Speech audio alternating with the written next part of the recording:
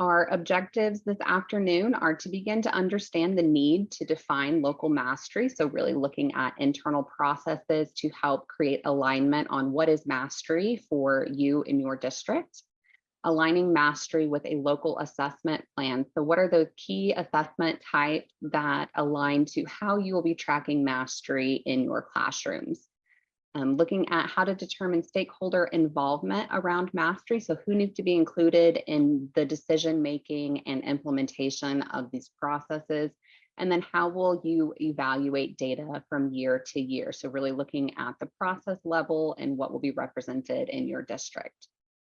Our agenda to go over these topics is defining student mastery, examining district implementation, looking at the data views accessible in student mastery and aware, as well as leadership and student mastery connections and that end of year data. So without further ado, I'll go ahead and turn our conversation over to our wonderful hosts. All right, good afternoon. We always like to start with an icebreaker, and so we want to hear from you. It's officially April, my goodness. And we want to know how you're feeling. So are you running the marathon and you have your pace down? B is probably my favorite. Are you just kind of on the sidelines there, out for the count? Are you C, you have your caffeine and that's keeping you afloat? Or are you D and you're just crossing your fingers at this point for where you are? So feel free to tell us in the chat, are you A, B, C, or D? You can be a combination. Jeremy even joked that throughout the day, he's a different one of these depending on the time of the day. We understand that. We have been there. We have lots of C's. Oh, I like it. You're keeping your cool with your coffee. So, yep, different places depending on the day. A and C. Oh, look at you positive people. I like it. There's a B. Okay. There's a B. I like it. So we just love to check in with you and see. It's that time of year where it's everything we prepared for the school year is about to start happening. And so it is that time. All right, as we kick it off today, we are talking about mastery, and we're going to get started with really focusing on what is mastery. So we're going to do a lot of an overview to get you started and really address the elephant in the room and give greater detail as to what student mastery is and how you can define it, and therefore how can you use our tool. So as we talk about it, what does it mean? And how do you determine this within your school district? But also it's a buzzword. We hear it a lot. And what does that buzzword mean? And so we really like to start out by telling you our story. We had some of the same conversations at Eduphoria. How do you define it? How do you define it? And then we all had to come together as a collective group and say, let's talk about how it's not just student performance. Let's talk about how it's not just STAR. Let's also really look at the fact that it's something that's determined on a daily basis. It allows teachers to capture what they see happening in classrooms and on assessments. And really, any teacher is capable, when you walk into a classroom, of pointing out to you what students are mastering and what students are struggling. So this tool allows you to become more surgical in those practices and not just be saying, this is what I feel like is happening. So now let's talk about, how do we begin? Where do we begin with this concept of mastery? So we began in research and we started looking at what's out there. We even reached out to some of you potentially that are in the webinar. We always use districts and district staff to pull in to help us research these subjects as well as we're developing them. But we are giving you today 2 really great articles that you can take back to your district. And we're really recommending that you use these articles to have some of these conversations and these discussions. What these articles allowed us to do is really have a deeper insight into the fact that mastery isn't something that is just a checklist. It is something that teachers confer on an everyday basis. And then on the alternative lens, it's something that students have a perception of as well, and they have a desire to achieve it, and it can be varying. And so making sure that you focus in on this broad spectrum of mastery will really help you as a district to land on what does that mean here in our school district and how are we going to use this? As we continue some of those topics, we also really like to talk about what we recommend as far as some of those broad pieces that come into the puzzle. So some of the things here are what evidence aligns and supports student mastery. So do grades fall into that in your district? Do they not fall into that? How does Bloom's play a role in the fact that it's part of the instructional process, whereas depth of knowledge is really a part of that assessment process as well? So what are some of those pieces of evidence? And we gave you some options here on the right as just a few that you can lean into.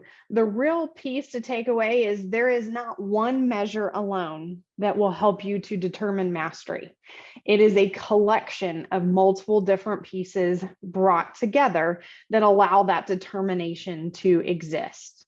And with that being said, if you read into the articles we gave you, it really lands on the question of what examples and what evidence do we not have that plays a role into mastery?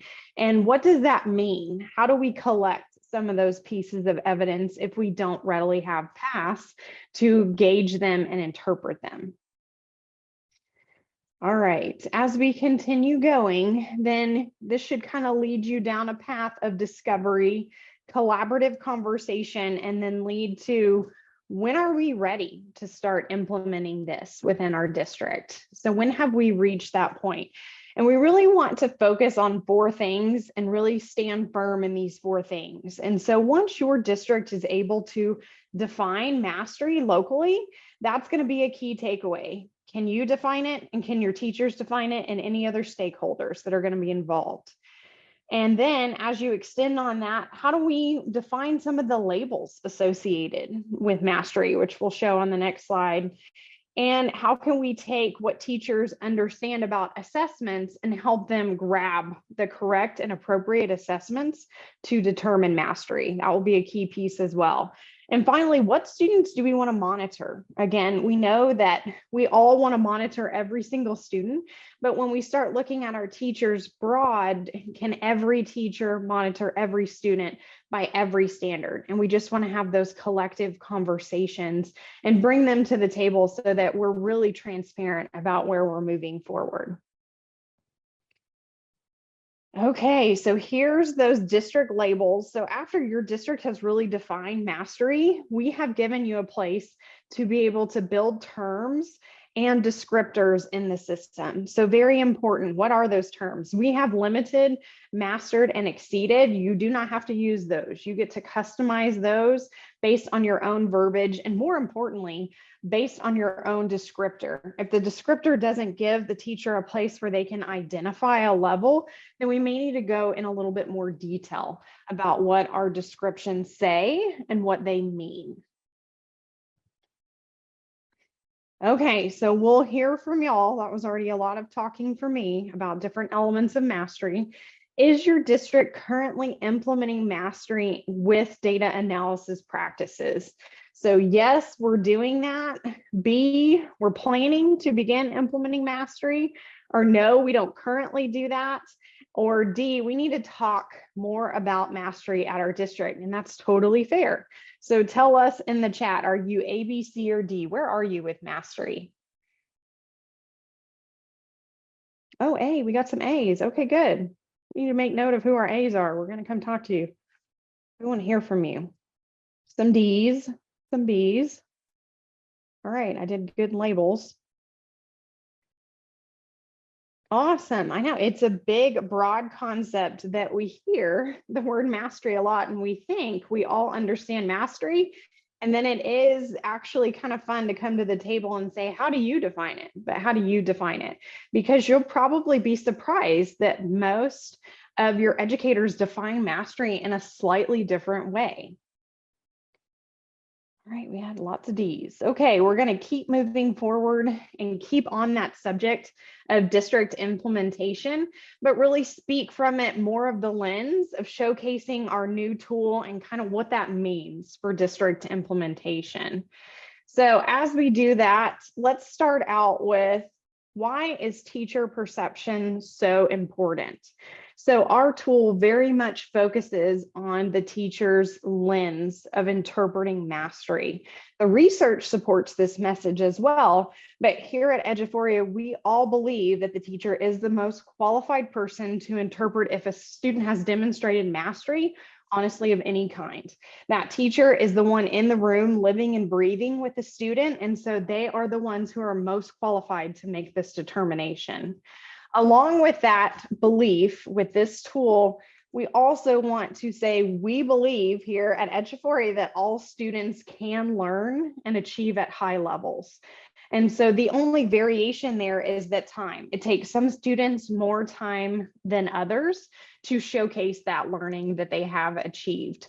So why are we saying these things? These are the foundation for our mastery tracker. We do believe teachers are the highest level person to give us their perception. And we also believe that all students can demonstrate learning over time. So let's then talk about what data the tracker has available in it. So there is student data, and for this piece, we have student performance over time in the form of learning standards. So with our tool, we are really tracking one TEKS course for one grade level, and you're tracking standards over time. So you can see that based on the assessments you're grabbing, how students are performing on those.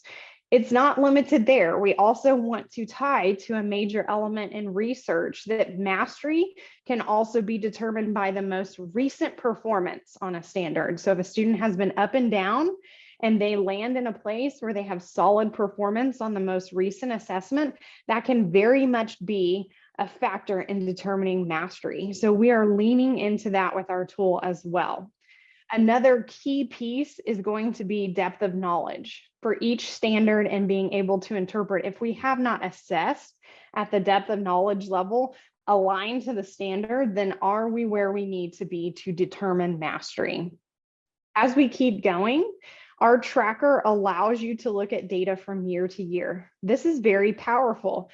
And I can honestly say this is really going to be a newer feature for teachers to tap into. It will allow them to have access to summary level data for each standard within their tracker from year to year. I'm going to pause because that's a big deal. So they can now see last year, compare it to this year, and keep going in future performance. So it extends itself by not even just the standards, but being able to look at different groups of students and how they perform from year to year. And finally, that teacher perception, again, is the main piece that we are honing in on, allowing teachers to look at the data and interpret that level of mastery. They get to use that district-defined terminology within those labels. And probably most importantly is they get to make comments associated with each standard and provide rationale for mastery. So again, let's talk about how they can add the evidence of those different pieces they're observing within the classroom. And it's not just one piece of data that leads us to the lens of mastery. It's multiple pieces, and adding those comments in are very, very valuable over time. Okay, so as a teacher gets started creating the mastery tracker, they first, obviously, they'll pick their TEKS course and name it, and then they will choose what assessments they would like to bring in.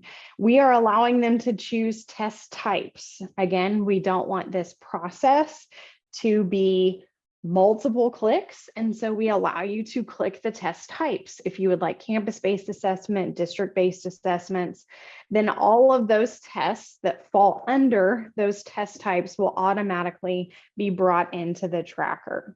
It's not limited to where you are stuck with those assessments. You can also go in and choose to remove individual assessments as you see fit, and you're not obligated to keep them all. So it's very much a fluid process and allowing you to determine, is this assessment appropriate for me to interpret mastery? And as you set up the tracker, then you'll move forward with deciding what students you would like to be in your tracker. Again, this lends itself to valuable district conversations as well as the assessments that are selected. So should every student be monitored? Should we look at that?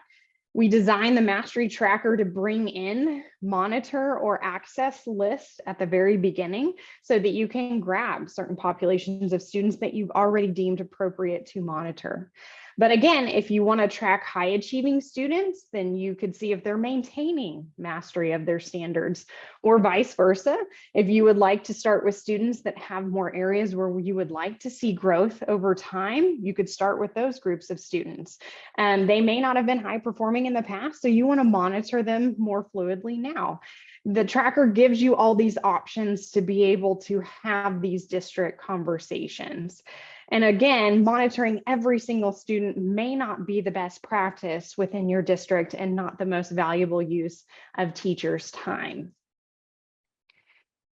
As we keep going, we mentioned that depth of knowledge is a component that is tied within the tracker, and we really like to hone in on how impactful the depth of knowledge is. And so when we talk about this, we really like to showcase that we partnered with Solution Tree, and we've already done a past webinar on depth of knowledge, and we'll happily share this out with the presentation so that you can have that webinar as well to go back and review, or maybe even review with your staff. But if you're not using depth of knowledge, then we kind of want you to think about these questions. So have your assessments use questions that align with the depth of knowledge to the standard. If you can't answer this, or if we haven't aligned our standards on our test, then how do we know if we're at a level of mastery? And how will teachers, more importantly, know if this particular standard is ready for them to start determining mastery if we're not including that information within our assessments? As an example that really hones in on this and gives you a visual, I really like to show this standard and this question type and bring up some conversation. So the standard, you can just see the words, it has describe and it has explain. And we're talking about the water cycle here and how the question is asking this skill set on the right is really for the student to identify. And they're asking them to identify the source of energy. So nowhere within this question is the student describing or are they explaining elements of the water cycle. So we would really say that the standard is written at depth of knowledge level 2, and the question was written at depth of knowledge level 1. So as just a reflective piece, if this were to be brought into a tracker, a teacher could identify this standard as emerging, but they would not be able to say that a student is mastering this standard because they have not been assessed at a level of mastery yet, based on what we have seen. And so again, this is a great example of why depth of knowledge is so powerful, because it's completely appropriate to ask a question type like this based on your scope and sequence, based on scaffolding, but then making sure that we add in a higher level question where we really are identifying if the student can describe and can explain this cycle. So while you're here, Emily, we do have a question in the Q&A that we might be able to address. I think it's really aligned to this example and seeing that we have multiple verbs that we could be assessing, talking about depth of knowledge levels that exist within our standards for that alignment. So the question is Eduphoria thinking about allowing for teachers or districts to subdivide TEKS into individual learning targets within the AWARE tool and for reporting purposes? So I'll give you a second to kind of generate a thought there. I think this is a great feature request to be submitted to our support team, but any insights, Emily, from product point of view on this topic? I will tell you, this conversation has come up actually very recently. If you've attended some of our events or heard from us, We are currently redoing forethought. It's not even a renovation. We are really giving forethought a brand new look and feel. And that concept came up with lesson planning specifically, and how to group and how to target standards. So we are absolutely looking at that for future development, because that honestly makes everyone's life easier. And so how can we do that within the software to better support you? So I love that question. Write down that person's name. Good question. And that is something that we are absolutely developing towards. So thank you for that. Okay, so now I get to hear from you. I get to ask you a question. So is your district using depth of knowledge on assessments? And we'll extend it to say, maybe I swayed you now. Do you plan to use this in the future? So you can give us A, yes, we do, and we're going to keep using it, yay. B, we are planning to in the future, which is awesome. C, no, we aren't. We really, maybe you haven't talked about it yet, but maybe then you're a D. We need to talk about this at our district and start having some conversations about how valuable it can be. Oh, yay, there's an A. Okay, yay. We're going to write down those A's too. Awesome. All right, several A's. There's some D's. I like it. We need to go back and we need to talk about this. It's honestly one of those conversations at the district level that you feel very scared to engage in with teachers. And it's honestly the most common fluid conversation and one of the most engaging ones I've had with teachers when I would go around doing training on depth of knowledge. They really take ownership of it. And then the data conversations go to a much deeper and authentic level. And it allows you to take those practices up a complete notch. And so definitely worth the time to start engaging in these conversations about depth of knowledge. All right, you get to take a break hearing from me. And now we're really going to get into the tool, and Jeremy's going to show us exactly what the mastery tracker looks like and what you're going to be able to see and use. Thanks, Emily. Yeah, it was commented yesterday that you got to have a lot of the serious conversation with Emily, and then I get to come show you the fancy, pretty stuff. So I appreciate that handoff, Emily, making me feel and look good. So that's awesome. I want to start by just pointing out that mastery data views, we have 5 separate data views, and each data view has a unique purpose and unique intent in terms of how we designed it and how people can approach it. And I don't want to necessarily get into the nitty-gritty of how every single view works with all of the bells and whistles, but instead really focus on what is the intent of the view and how could it potentially be used. And so you'll notice we've got some GIFs with these 5 views as we show them one at a time.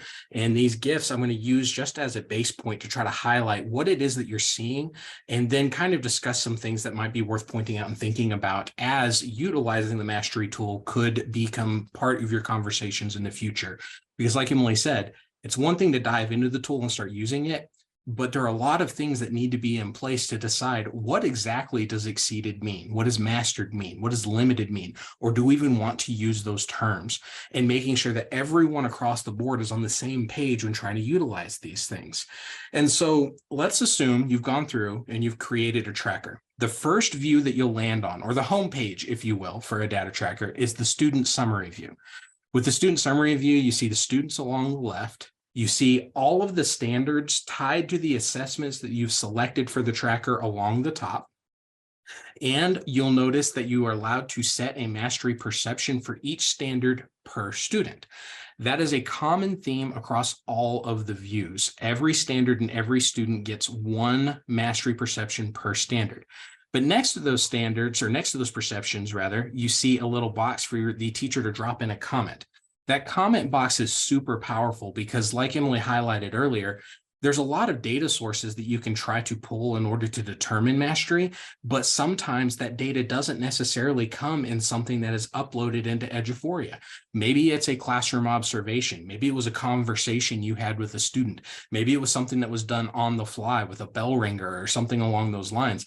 And those comments allow you to drop that evidence in there to help justify the mastery perception. You'll also notice that there's 2 columns next to the perceptions for each standard. There's the latest raw, and then there's the total raw score. Emily mentioned this before, but I think this is a good example on how to highlight it. The latest raw score is often the score you might want to look at to determine a student's mastery, because throughout the course of a school year, you may spiral and have many opportunities to assess a particular standard. Students sometimes don't perform very well on a standard at the beginning of the year. Sometimes they do. And as the year progresses with more opportunities to check for that understanding, they do begin to demonstrate mastery. And so we highlight, this is the most recent time that you've assessed it. And then this is the total raw score across all assessments for that standard. So you can use a more wide and focused at the same time kind of data access in order to draw your conclusion about the mastery. So that's the student summary view. And again, it's kind of the homepage, and you'll see why here in just a second. The next view I want to talk about is the individual standard view. Accessing a standard view requires that you click a standard at the top of the summary view. And so when you click a standard, it will take you to that individual standards view, and then you will notice the list of students on the left, and then the assessments across the top that standard appears in. Now, in this example, and it appears briefly, you'll see a good example of why the depth of knowledge being input on your assessments is going to be very powerful for this. If you don't have depth of knowledge entered into your assessments, you'll see a lot of blank spaces, like right there. Those blank spaces might imply, if I had an assessment that was primarily DOK1 rather than a spread of DOK1, a little bit of DOK2, and then maybe 1 or 2 DOK3s, can I justifiably say that that student has exceeded expectations on demonstrating mastery? Whereas a DOK1 collection of data really only shows a surface level or recall level of information, and not necessarily what the standard requires of the student to demonstrate mastery. Now, you'll also notice the perceptions on this view are to the far right.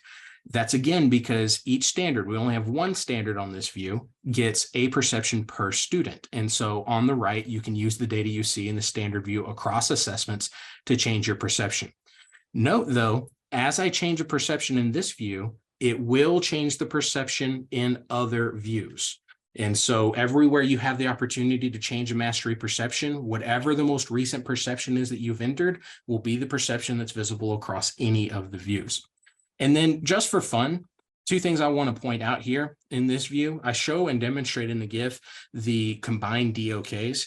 When you click to combine DOKs, it'll take all those DOKs and smash them into one column so that you can get a more like easier just to breeze through kind of view. But keep in mind, DOK separated out is still excellent practice because it gives you a larger breadth of understanding of how deep your students are actually performing on those. The next view is the individual student view. Again, from the first view, the student summary view, if I click on the name of a student, then I get to narrow in on just that student's data. I see all of the standards on the left. I see the tests across the top, and you can almost think of this view as a individual student's mastery report card, if you will. And so within this, I have some similar features where I can combine DOKs or see the DOKs separated out, but I have one mastery perception area on the far right of this view, whereas I'm looking down the scope or breadth of all of the standards and across the DOKs and the raw scores for each of the assessments over time, I can then drop comments or change the perception for that student as I see fit. The next view is the assessment view. The assessment view is accessible from a standard view or from a student view. As I see those assessments listed across the top of those 2 views, I can click the name of an assessment and go in and access just that one assessment's data.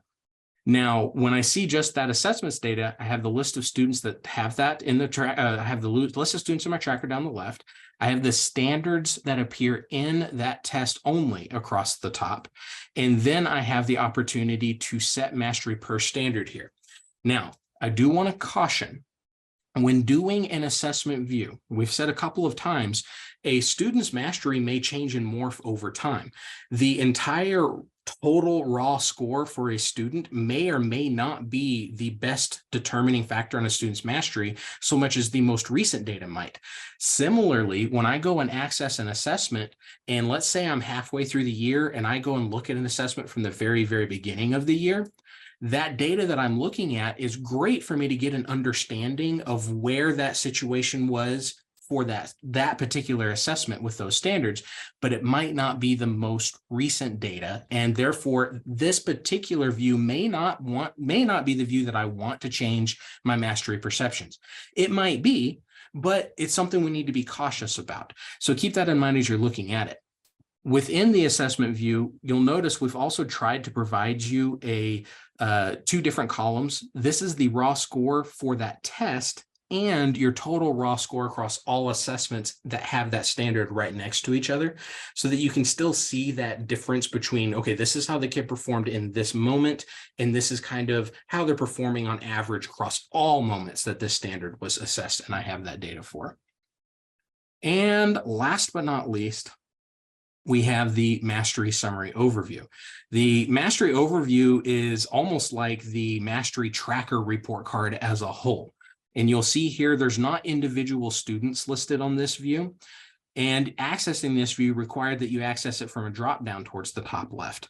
As I access that view, it changes so that I have all of my standards on the left. I have my assessments across the top. I have all of my data separated out by DOK, but you may notice some of my raw scores within each DOK have decimals. That's because it's taking a sort of holistic average look at how did all kids in the tracker score out of how many points were possible within that particular raw score. And then you'll notice you have a total raw score and then a breakdown of the mastery perceptions entered for that standard. Now, right at the very first, you might notice that within that breakdown, if I have gray or not set in the far right, that might be a good indicator for me to take note that I probably have places in here where some mastery perceptions weren't set for an assessment that is loaded into my tracker. And so this is a good spot to just go and kind of look on the whole. Where am I at? Where are my students at? And is there anything that I need to maybe look into? And it's a good place to maybe highlight some weird divergent things that don't match what you think might be happening in the classroom. I feel like my kids knocked 4.2B out of the park, but my mastery perceptions are all at the limited and mastered levels and very few at the exceeded level. So maybe I need to go use this view to clue me into that so I can go back to that assessment or back to that particular standard view and start changing perceptions as required within that. Or maybe I go access that standard view and it reveals to me that, oh, the data is not really supporting what I thought. Or maybe I need to update my notes so that my more recent information that wasn't necessarily captured in assessment is clearly documented within each of those views.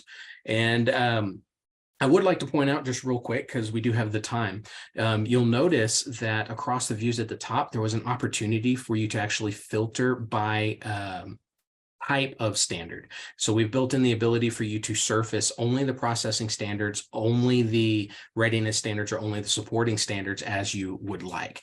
Additionally, you can also click on some of the DOK chips up at the top, and it will highlight which DOK you're really focusing on for that particular view. So those are the views in a nutshell. Time to get a little bit of feedback from you guys. After seeing those views kind of in action, which mastery view are you most excited to begin exploring? Is it that student summary view, that first one, the standard view, the student view, the assessment, individual assessment view, or that mastery overview?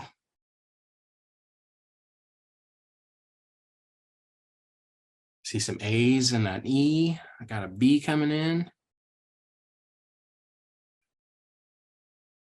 I'm seeing several A's.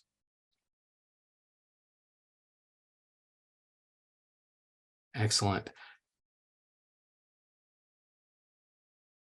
Can't choose. They're all great. I love that as an option. I should have put that as an F. You know, A and E. And I'm excited to see those options because as we've had some internal conversations, where we basically were landing on the idea too that A and E probably had the most overall power, but B, C, and D are really great for you to drill in and get more specific information. So thank you for those responses. Jeremy, as you transition to this next section on leadership and mastery, can you talk about who will have access to the tracker? Is this only the teacher of record? Can campus leaders access this, et cetera? And if that is something that you're about to address, just let us know we're getting to it.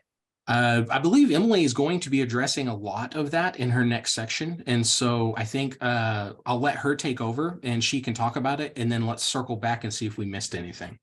Thank you. Perfect. Thank you, Jeremy. It was great hearing y'all's feedback. I love that you like the summary view as well. That's my favorite too. And so I love that you're finding value in the different views and understanding why we added so many so that you have that discovery. So now let's transition into that question was actually a perfect transition into leadership and mastery and what does it mean? And so again, we really want to talk about how does your leadership team, both at the district and at the campus level, maximize the benefits of the mastery tracker. So in looking at that, we're going to let you know that all of your administrators who have the ability, you'll see the right on the right-hand side in the little picture over there that says analyze test. Anyone at your campus or at your district that has this right enabled for themselves will be able to view teacher trackers. Again, just to play into this and give you a little bit more feedback, anyone that has the ability to view campus level data already has this right enabled. So if in data analysis right now, they can view their students within their campus, they already have this right enabled. And so they will be able to go in and view the trackers by default again. So making sure that your stakeholders have this access that need to be. So anyone that has a tracker created, again, your staff members will be able to go in and see exactly what's going on within the tracker.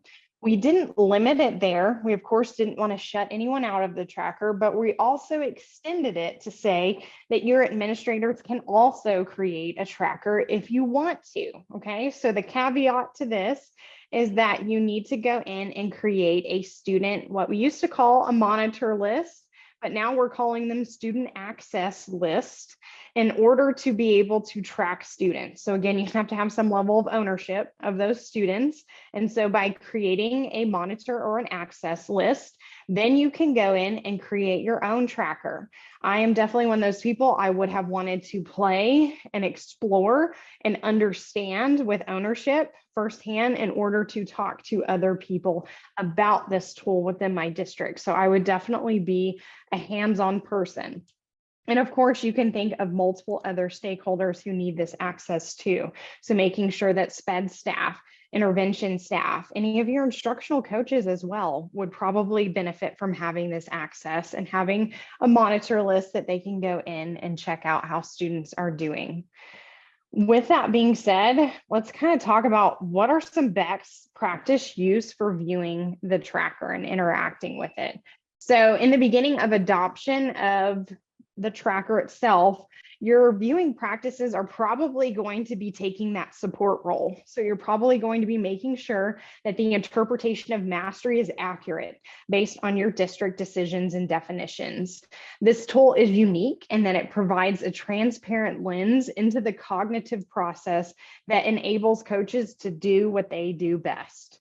So again, make sure to structure conversations so that teachers are selecting the right group of students and the correct assessments, but also make sure that you're partnering with your teachers in planning collaboration and with your instructional coaches here. So this tool is very much a coaching tool as it is a teaching tool, because it gives you that transparent lens into what is happening. And most importantly, what is the interpretation of mastery that that teacher takes ownership of? So we love that this tool allows you to have that viewpoint that maybe you didn't readily have before. It also allows you to really say, who's creating a tracker, who's not creating a tracker, and what are they doing with it? So based on these practices, let's go ahead and let's hear from you. And what do you think will be the best practice use with the most benefit to your district? So is that helping to establish those student groups? Is it supporting the understanding of those assessments that should be contributing to mastery? Is it providing support to teachers in areas where students or teachers are struggling? Or is it using that depth of knowledge as a strategy with teachers as well? So which one of those areas you think you're really going to focus in on as a district? And again, this is kind of a prediction, kind of depends on where your district is and what that looks like. All right, we have some B's. Okay, assessments, I like it. B and C, yeah, I love providing that support to teachers and using that as a conversational piece to talk to them about it. Again, this isn't a gotcha tool. This is a how can we support you better tool. B and C across the board, more Bs. All right. It does give you that lens of how to look and actually view and interact with the tracker. So hopefully that answered your question. We of course wanted to extend this and not limit it to just teachers. So we feel like we have done that for you. All right, we're going to transition back to Jeremy so that he can talk about the end of the year data that you get from this. Again, we tried to think of this feature in full circle.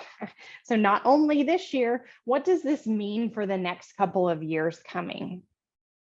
So with the end of year data, it was definitely something we had to really wrap our heads around in terms of who needs to see what and who's really allowed to see what once a year transitions for a teacher. And so the first thing we wanted to talk about is the archiving process.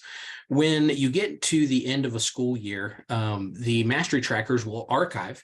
And once they archive, the teacher that created the tracker will still be able to access some of the information.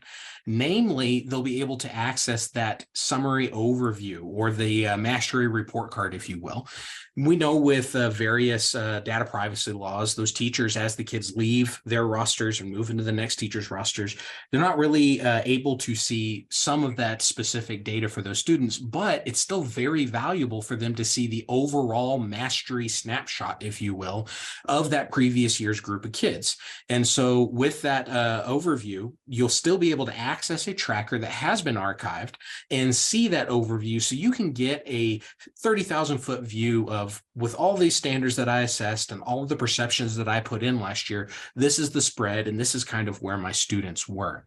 Now, keep in mind that as multiple years pass and you begin to stack up many trackers over time, you can really start looking at those and start creating kind of correlations and trends over time, getting a good picture across multiple years.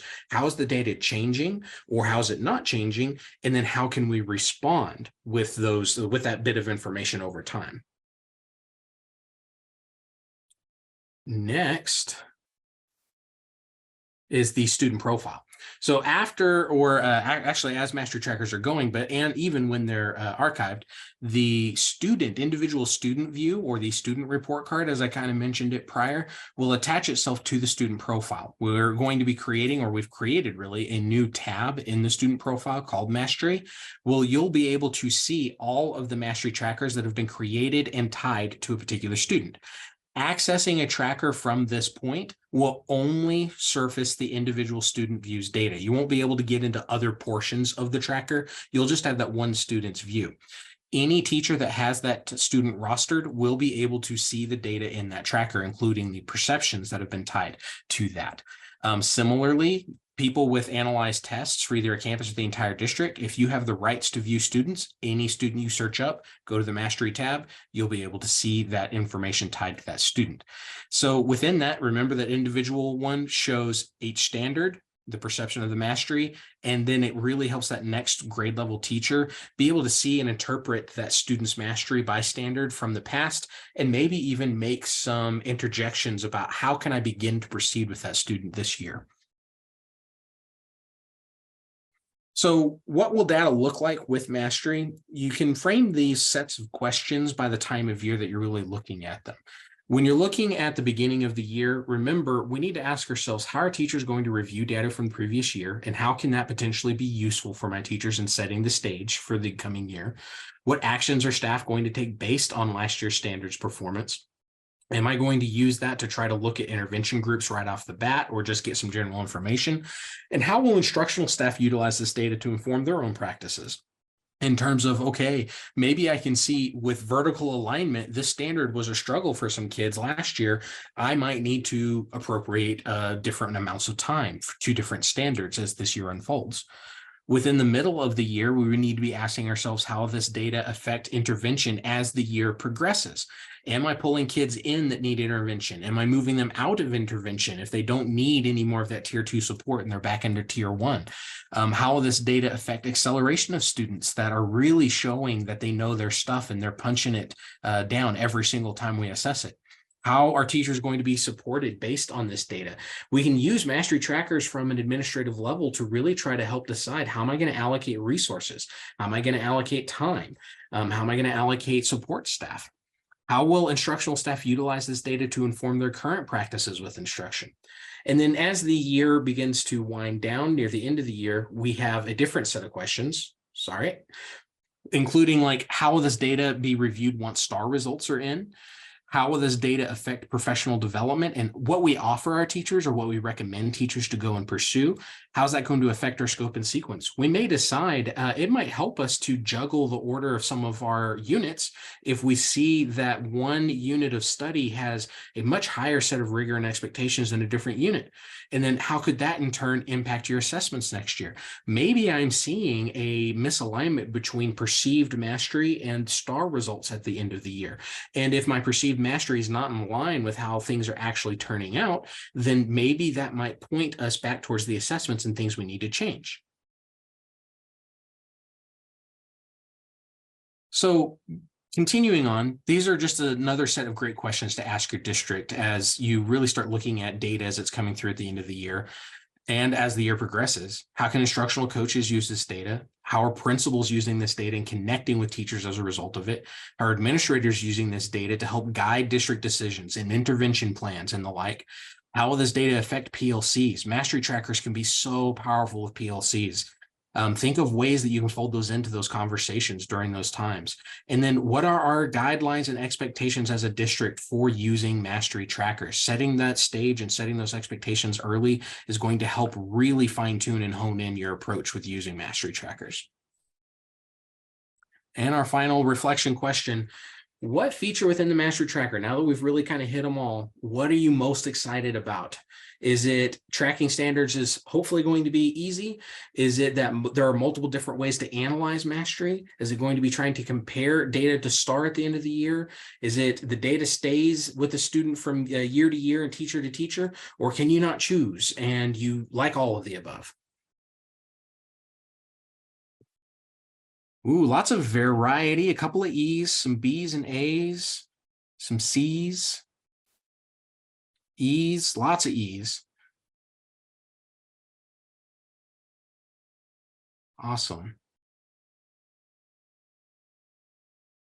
Oh, I love to hear you can't choose. That makes me happy. Tara, did you mention, do we have a question? We do not currently have a question. Okay, just kidding. All right. Awesome. Well, we hope that that helped facilitate and roundabout your learning today. We're going to start bringing it to a close and kind of bring us back through a couple of the concepts that we covered and really talk about, again, the foundation of our tool today is that we do believe that teacher perception is the most important thing. We also stated that we believe that all students can learn and achieve at high levels. I just like to be reflective in nature and tell you that we do our research and we looked at lots of competitors, and lots of competitors will give you just a mastery score as a tool. We did not want to do that. We feel that all educators are capable and the most capable of determining that level of mastery, and that shouldn't be anything that is just regurgitated to you. So we are giving you a tool that allows you to take ownership of all of these different pieces of evidence that are collected and really showcase that from a lens of understanding how to work, interpret, and work together collaboratively within mastery. So again, thinking and reverting back to when are you ready to do this? We really want to say, of course, you can dive into a new tool and start using it, but are you going to get the most benefit out of it? And we're probably going to tell you without having some of these foundational conversations, you're probably not going to get the best that you would hope to get out of this mastery tracker tool without enabling your staff with some of these vocabulary and understanding of utilization. So making sure that those questions are answered at your district. And then finally, we'll address that this is an aware premium feature only. So if you are not an aware premium district right now, then you will not see this release coming in the next couple of weeks. But if it is something you are interested in at your district, please contact sales. And we have our email right there, sales@eduphoria.net. We are more than happy to get information to you and to guide your district in how to make this new advancement onto aware premium if that's something you're interested in.